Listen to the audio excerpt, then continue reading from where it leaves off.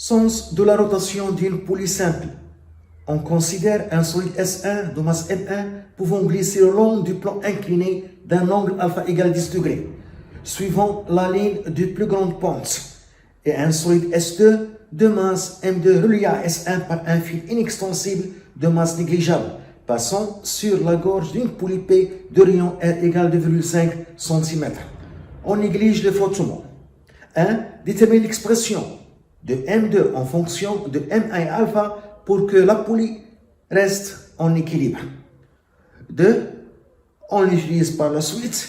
M1 égale 172 grammes, M2 égale 100 grammes, puis on libère le système sans vitesse initiale. Déterminer le sens de mouvement du système.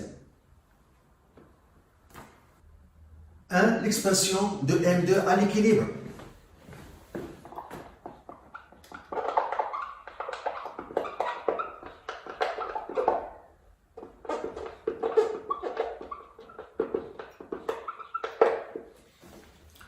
Le schéma, la poulie est en équilibre et elle est soumise à son poids P', à l'action de l'axe delta R', à la force appliquée par le fil F1 T'1 et à la force appliquée par le fil F2 T'2. Puisque la poulie est en équilibre, la somme des moments de force appliquées sur la poulie est nulle. La poulie est en équilibre. Donc la somme des moments de force appliquées à la poulie par rapport à delta est égale à 0. Il y a le poids P' de la poulie, son moment, plus le moment de l'action de l'axe delta R', plus le moment de la force T'1 exercé par le fil F1 par rapport à delta, plus le moment de la force T'2 exercé par le fil F2 par rapport à delta, cette somme est égale à 0 car la poulie est en équilibre. Le moment de poids P'. Le poids P' coupe l'axe delta, donc son moment est égal à 0. De même pour l'action de l'axe delta R', coupe delta en absence de frottement. R' coupe delta.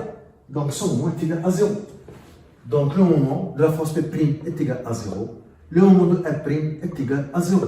Plus le moment de la force T'1 par rapport à delta. On voit d'abord que la force T'1 tend en fait sur la poulie dans le sens négatif.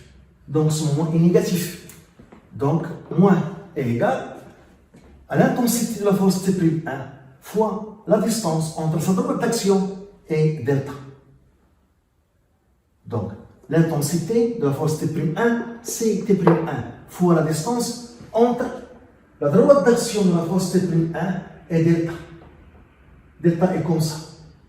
Donc, la distance entre delta et la droite d'action de la force T'1, c'est le rayon de la poulie, petit r. Plus le moment de la force T'2. On voit d'abord que cette force T'2 tend à faire tourner la poulie dans le sens positif.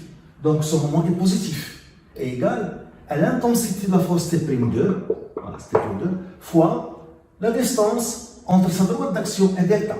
C'est ça la droite d'action de la force T'2, verticale.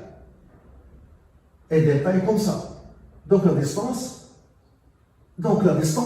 entre delta et la droite d'action de la force T'2, c'est le rayon,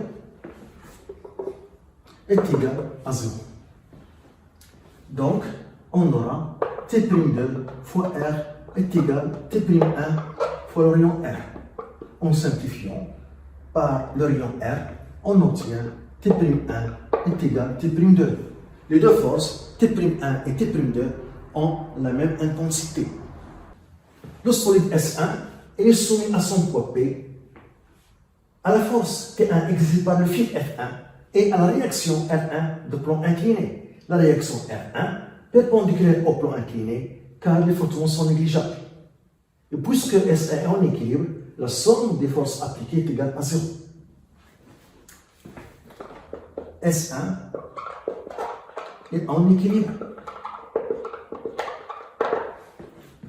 Donc, P1 plus T1 plus R1 est égal à 0. Et on fait la projection de cette équation vectorielle sur l'axe OX. Par projection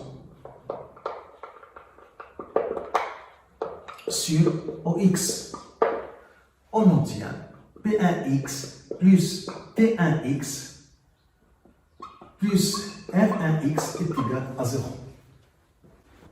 La coordonnée P1X est obtenue par projection de la force P1 sur l'axe X. C'est la direction de l'axe X. L'origine de la force P1, c'est G, et on projette d'une manière perpendiculaire l'extrémité sur l'axe OX. Donc, on doit avoir ici un angle droit. Donc, la projection, on doit avoir ici la projection orthogonale. On doit avoir ici un angle droit. Donc, la projection du P1 sur l'axe OX dans cette longueur, qui est le côté opposé de cet angle, qui est alpha. Car les côtés d'angle alpha, le premier côté, le deuxième côté, ce côté perpendiculaire au premier et ce côté perpendiculaire au deuxième. Donc, on a le même angle alpha ici. La projection a donné cette longueur qui est le côté opposé de alpha, qui est égal à l'hypoténuse, qui est P1 fois sinus alpha. Et si je translate le vecteur force P1 ici, la projection de l'extrémité se trouve dans la région négative. Donc, la coordonnée P1x est négative. Donc, c'est moins M1 fois G P1 fois sinus alpha. Plus, la coordonnée T1x est obtenue par la projection de vecteur force T1 sur l'axe X. La projection de vecteur force T1 dans toute la longueur. Et T1 et I en même sens. Donc, T1x positif. Donc, c'est T1. Plus, la coordonnée R1x est obtenue par projection de vecteur force R1 sur l'axe OX. On voit que le vecteur force R1 est perpendiculaire à l'axe OX. Donc, sa projection est nulle. 0 est égal à 0. Donc, on trouve T1 est égal à M1 fois G fois sinus alpha. Le corps S2 est soumis à son poids P2 et à la tension de fil T2, à la force exercée par le fil F2, T2. S2 est en équilibre, donc la somme des vecteurs force appliqués est nulle.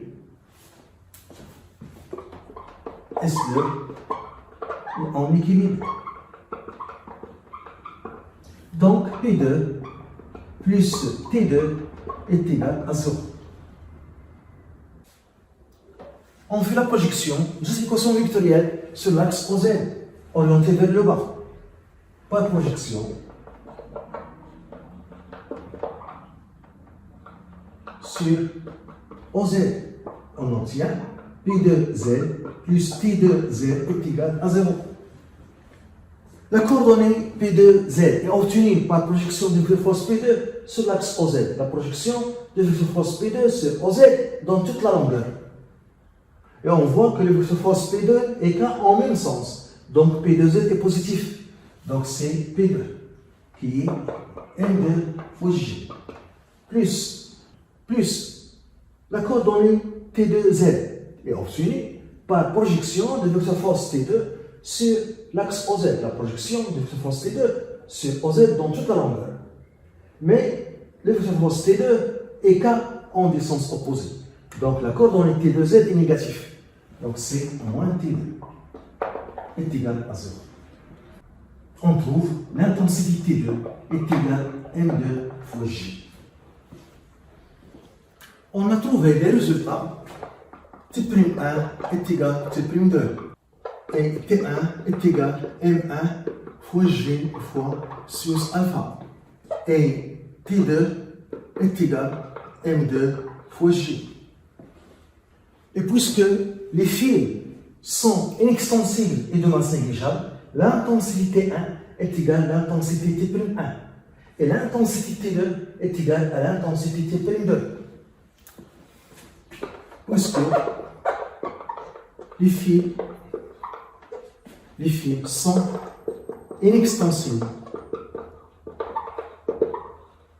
et de masse négligeable.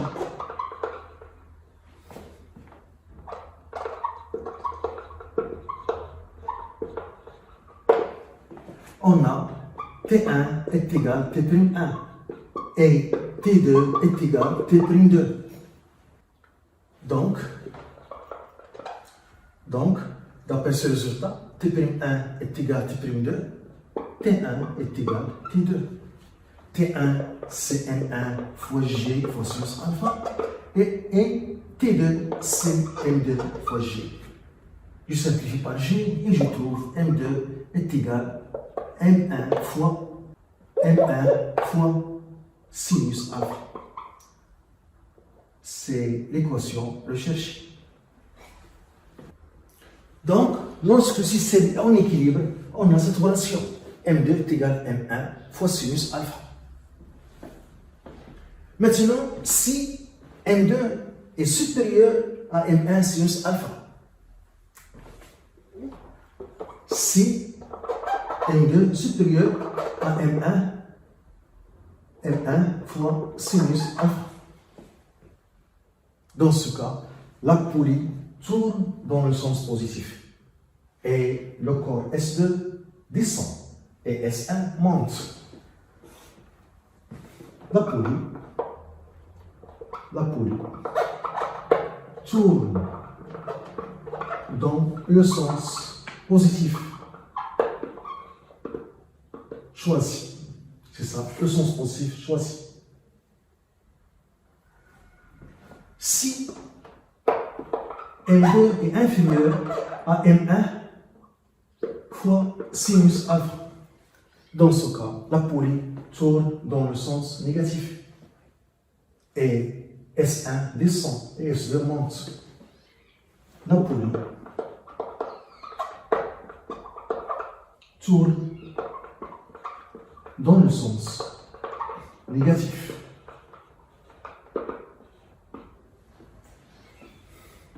Le sens de mouvement du système.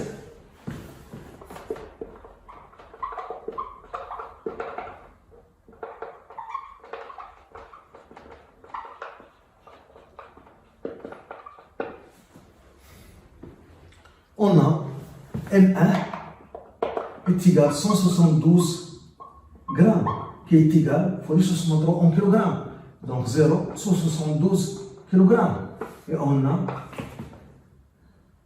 M2 est égal à 100 grammes en kilogrammes fois 63. On trouve 0,1 kg. Pour prévoir le sens de mouvement du système, on calcule le produit M1 sinus alpha et on le compare avec M2. Et on voit est-ce que c'est M2 supérieur à M1 sinus alpha ou bien M2 inférieur à M1 sinus alpha. On calcule M1 fois sinus alpha qui est égal à M1 0,172 fois sinus 10 degrés. On trouve 0,03 kg.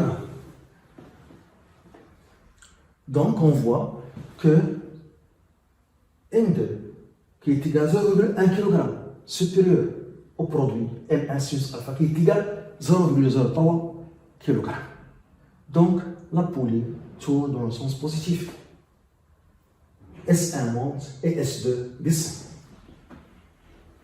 On a M2 supérieur à M1 fois sinus alpha. Donc la poulie tourne dans le sens positif.